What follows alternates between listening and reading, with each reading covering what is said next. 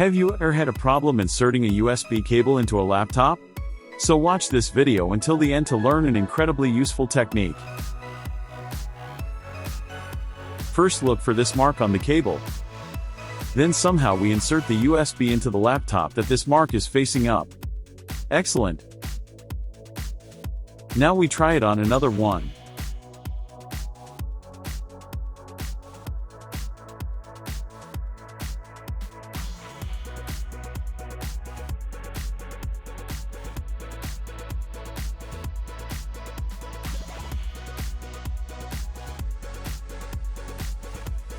Okay. And the last one.